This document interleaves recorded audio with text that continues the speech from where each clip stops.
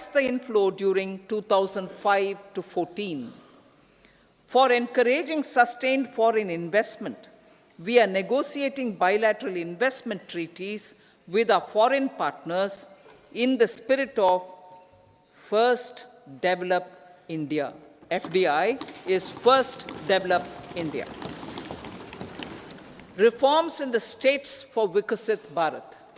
Many growth and development enabling reforms are needed in the states for realizing the vision of Vikasit Bharat.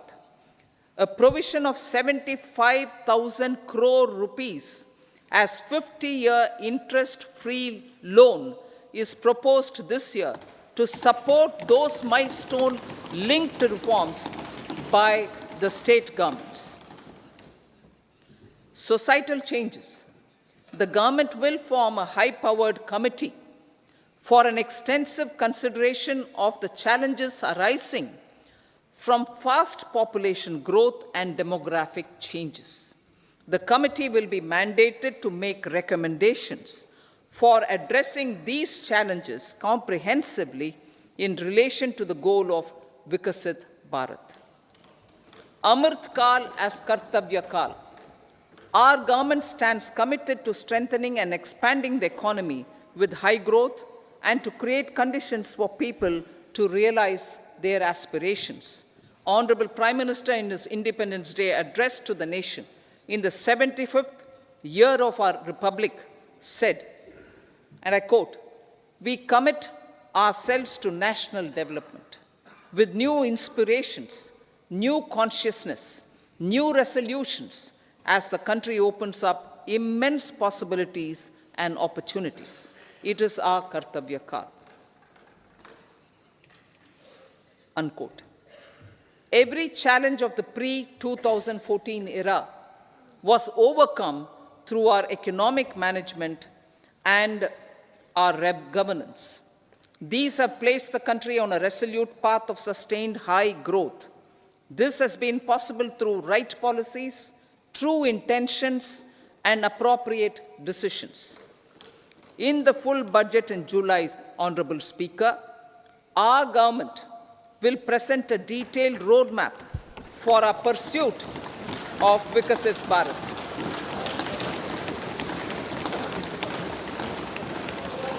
Revised estimates. Revised estimates of 2023-24.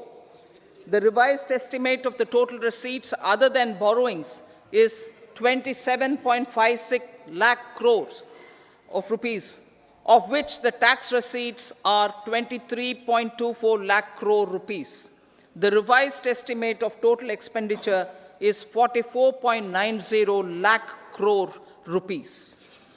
The revenue receipts at 30.3 lakh crore rupees are expected to be higher than the budget estimate, reflecting strong growth momentum and formalization in the economy. The revised estimate of the fiscal deficit is 5.8% of GDP, improving on the budget estimate, notwithstanding moderation in the nominal growth estimates. Budget estimates for 2024-25. Coming to the year 2024-25, the total receipts other than borrowings and total expenditure are estimated at 30.80 and 47.66 lakh crore rupees respectively. The tax receipts are estimated at 26.02 lakh crore rupees. The scheme of 50-year interest-free loan for capital expenditure to states will be continued this year with an outlay of 1.3 lakh crore rupees. We continue on the path of fiscal consolidation, as announced in my budget speech of 2021-22, to reduce fiscal deficit below 4.5% by 25-26. The fiscal deficit in 2024-25 is estimated to be 5.1% of GDP, adhering to that path. So the gross and net market borrowings through dated securities during 24-25 are estimated at 14.13 lakh crore rupees and 11.75 lakh crore respectively. Both will be less than that in 23-24. Now that the private investments are happening at scale, the lower borrowings by the central government will facilitate larger availability of credit for the private sector. Vote on account. I'll be seeking vote on account approval of the Parliament through the appropriation bill for a part of the financial year 2024-25. I will now move to Part B. Honorable Speaker, sir, over the last 10 years, the direct tax collections have more than trebled and the return filers swelled 2.4 times. I would like to assure the taxpayers that their contributions have been used wisely for the development of the country and welfare of its people. I appreciate the taxpayers for their continued support. The government has reduced and rationalized tax rates. Under the new tax scheme, there is now no tax liability for taxpayers with income up to 7 lakh rupees, up from 2.2 lakh rupees in the financial year 2013-14. The threshold for presumptive taxation for retail businesses was increased from 2 crores to 3 crores. Similarly, the threshold for professionals eligible for presumptive taxation was increased from 50 lakh rupees to 75 lakh rupees. Also, corporate tax rate was decreased from 30% to 22% for existing domestic companies and to 15% for certain new manufacturing companies. Honorable Speaker, sir, in the last 5 years, our focus has been to improve taxpayer services. The age-old jurisdiction-based assessment system was transformed with the introduction of faceless assessment and appeal, thereby imparting greater efficiency, transparency, and accountability. Introduction of updated income tax returns, a new Form 26AS, and pre-filling of tax returns have made filing of tax returns simpler and easier.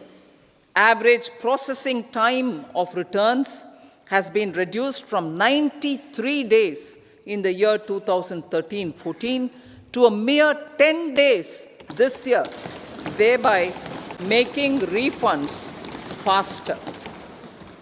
Indirect taxation. By unifying the highly fragmented indirect tax regime in India, the GST has reduced the compliance burden on trade and industry. The industry has acknowledged the benefits of GST.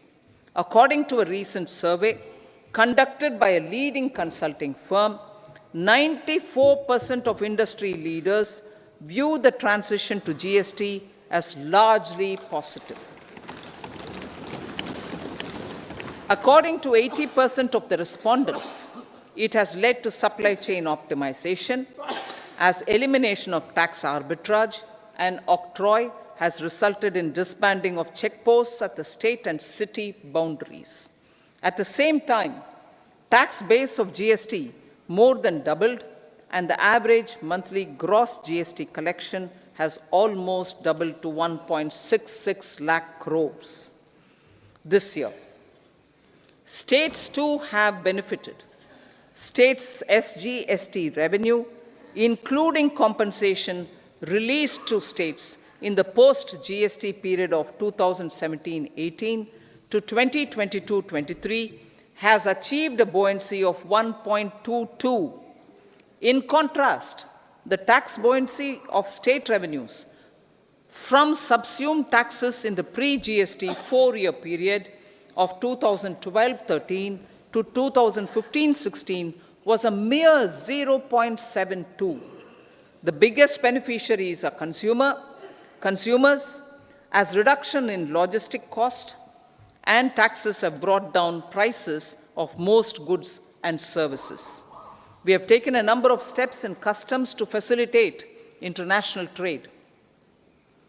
As a result, the import release time declined by 47% to 71 hours at inland container depots, by 28% to 44 hours at air cargo complexes, and by 27% to 85 hours at seaports over the last 4 years since 2019, when the national time release studies were first started. Tax proposals. As for tax proposals, in keeping with the convention, I do not propose to make any changes relating to taxation and propose to retain the same tax rates for direct and indirect taxes, including import duties. However, certain tax benefits to startups and investments made by sovereign wealth or pension funds, as also tax exemption on certain income of some IFSC units, are expiring on 31/3/2024. To provide continuity in taxation, I propose to extend the date to 31/3/2025. Moreover, in line with our government's vision to improve ease of living and ease of doing business, I wish to make an announcement to improve taxpayer services. There are a large number of petty, non-verified, non-reconciled, or disputed direct tax demands, many of them dating as far back as 1962, which continue to remain on the books, causing anxiety to honest taxpayers and hindering refunds of subsequent years. Honorable Speaker, sir, I propose to withdraw such outstanding direct tax demands up to 25,000 rupees pertaining to the period up to financial year 2009-10 and up to 10,000 rupees for financial years 2010-11 to 2014-15. This is expected to benefit about 1 crore taxpayers. 1 crore taxpayers would benefit out of this. Economy then and now. In 2014, when our government assumed the reins, the responsibility to mend the economy step by step and to put the governance systems in order was enormous. The need of the hour was to give hope to the people, to attract investments, and to build support for the much-needed reforms. The government did that successfully, following our strong belief of nation first. The crisis of those years has been overcome, and the economy has been put firmly on a high, sustainable growth path with all-round development. It is now appropriate to look at where we were then. I repeat, it is now appropriate to look at where we were then till 2014 and where we are now, only for the purpose of drawing lessons from the mismanagement of those years. The government will lay a white paper on table of the House.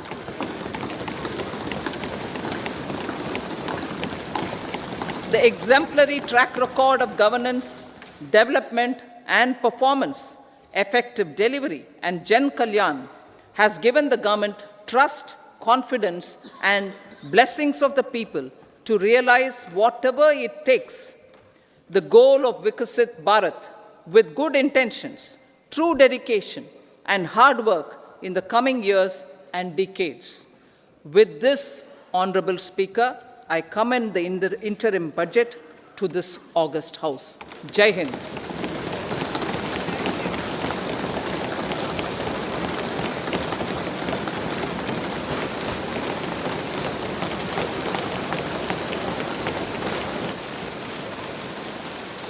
Item number 2, Srimati Nirmala Sitharaman ji.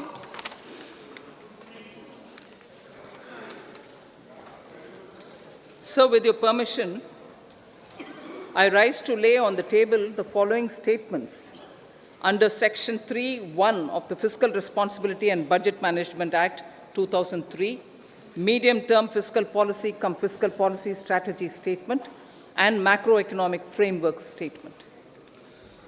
Item number 3, Srimati Nirmala Sitharaman ji. Sir, with your permission, I rise to move for leave to introduce the Finance Bill 2024.